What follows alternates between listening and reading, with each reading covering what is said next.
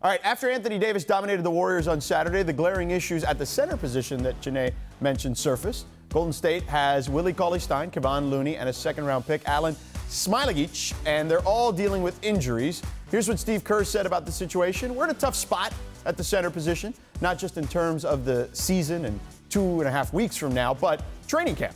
In training camp, positionally, you need guys. You need multiple guys at each spot in order to practice and run your drills. So we're in a little bit of a strange spot that we weren't anticipating. So, Chiney, do the Warriors have major issues at center? So over the past years of the Warriors dynasty, everyone said, where is the one hole where the Warriors can sort of like be exploited? And I've always said time and time again that it is at the center position, largely because you have a guy, Draymond Green, who for a long time, I think he's been like 6-7 years, they listed him as 6'6". Now he's dropped that to 6'5". You know what I mean? He's sort of setting the tone like, hey guys, like I know I'm a defensive player of the year type of guy, but like this has been hard for as long as I've been great defensively. Right. The fact that you have a guy 6'5" guarding centers in this league, he has been overperforming. And I know that's a part of his identity, but outside of that, if you look at their bigs, I mean Zaza Pachulia, Damian Jones, Kevon Looney, Jordan Bell, JaVale McGee, there's not necessarily been a standout big.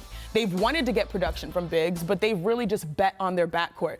And why not? Like when you have Steph Curry and Klay Thompson and Kevin Durant, you can bet on your backcourt, and which is why they brought in D'Angelo Russell. Like you can still build that mold, but I think at this point, especially when health is an issue, having the lack of the center rim protector is going to hurt them, especially at the start of the season. Yeah, I think if they get those guys back in the fold, look, you can make the argument that there's a reason Willie Cauley-Stein was available for the price that they got him at, but I am a believer in Willie Cauley-Stein. Defensively, I think that he's actually the prototypical center. I think Kevon Looney maybe gets overinflated a little bit. I don't think he's as good as Cauley-Stein from a talent perspective, but I do think he's in the same kind of scope, I guess, as Willie Cauley-Stein. If they can get those guys healthy, and we'll see who's available in the buyout market, because let's not make it seem like the Warriors aren't going to be involved in that. Like, I do think that that's an area they're going to be able to improve their roster on, at least as we get closer to the season, especially if Klay's healthy. Oh, absolutely. And you know, the interesting part with Willie Cauley-Stein is that he's sort of betting on himself, like making vocal his need to move and to have a season where he can really prove to people that he arrives. So I really have his name circled on the roster. Like, what are you going to do this year, especially with Klay out, D'Angelo Russell building into the chemistry?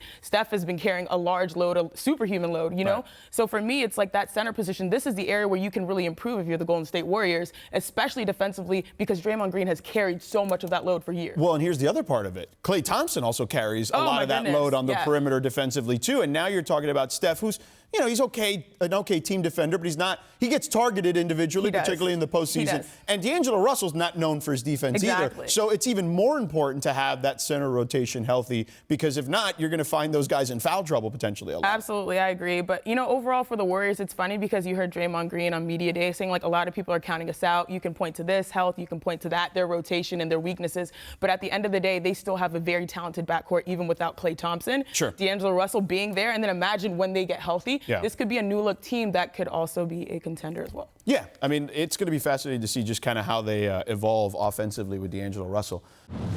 Thanks for watching ESPN on YouTube. For highlights and analysis, check out the ESPN app.